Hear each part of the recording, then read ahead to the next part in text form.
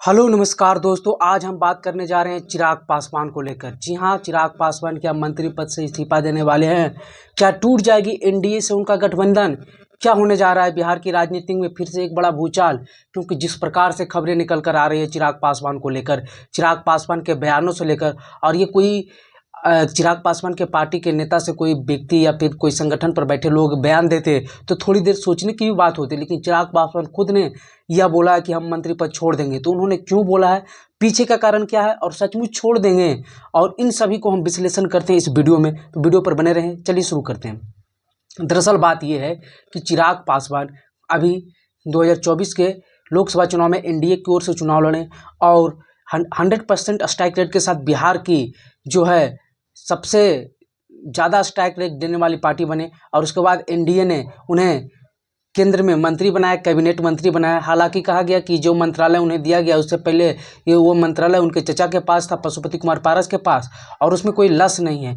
ऐसा मंत्रालय नहीं है कि जिसमें वो कुछ दिखा सके अपने कार्यों को लेकर, लेकिन फिर भी वो केंद्रीय मंत्री हैं।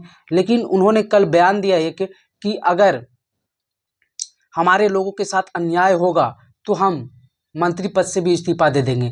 तो उन्होंने यह बयान क्यों दिया, और उनको लोग कौन है, किस प्रकार का अन्याय होगा?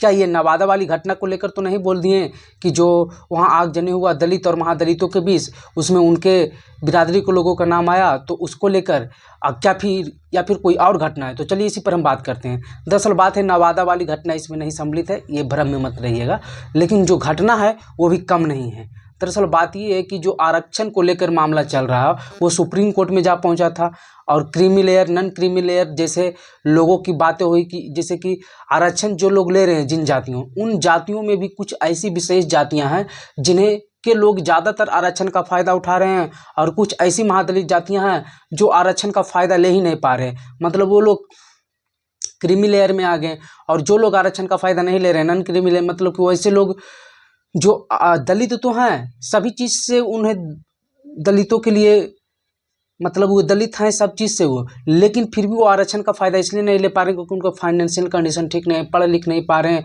या फिर उन्हें कोई जागरूक नहीं कर रहा है पढ़ने लिखने के लिए, और या फिर जो उनके समाज दलितों में ही महादलित और दलित कैटेगरी है, वो जो है अपने कोटे का जो सीट है वो, जैसे उसमें भी जैसे पासवान जाति हो गया, चौधरी हो गया, और अन्य जातियां जो है, उन लोगों में नौकरी चाकरी आप लोग ज़्यादा देखिएगा। और वही आप लोग देख लीजिए, मुसहर हो गया, या फिर हम इस तरीके से नहीं बोल सकते हैं, मांझी हो गया, या फिर रविदास हो गए, या फिर और भी अन्य जो जातियां हैं, उन लोगों को आरक्षण का फ़ायदा बहुत कम मिला। ये धरातल पर भी आप लोग देखते होंगे, और इसी को लेकर सुप्रीम कोर्ट की टिप्पणी आई है कि इसकी एक बार समीक्षा हो और सरकार के लिए ये बात कहेगी। हालांकि बीजेपी ने इस पर भी कोई रिप्लाई नहीं दिया, लेकिन इंडिया गठबंधन के सभी लोग इसको लेकर उत्साहित हैं, मतलब इसका विरोध कर रहे हैं, और चिराग पासवान भी इंडिया गठबंधन के साथ सुर में ताल मिला रहे हैं। तो क्या चिराग पासवान इंडिया के साथ चले जाएंगे? तो नहीं, लेकिन चिराग पासवान इसके लिए विरोध प्रदर्शन करेंगे अगर ऐसा होता है तो, और इससे चिराग पासवान की वोट बैंक में काफ़ी मजबूती आएगी, क्योंकि चिराग पासवान जिस वोट बैंक के लिए काम करते हैं, जो उनका माना जाता है, उनके लिए ये आवाज़ उठाना उनके लिए सिंपैथी का काम करेगा और उसके वोट बैंक को एकजुट रखने में सहायता प्रदान करेगी। लेकिन चिराग पासवान ये अच्छी खासी जानते हैं कि हमें आरजेडी या इंडिया गठबंधन में जाने से कोई फ़ायदा नहीं होगा। हम एनडीए में, और चिराग पासवान ही थे जो रामविलास पासवान को ना चाहते हुए 2014 में एनडीए की ओर लाए थे।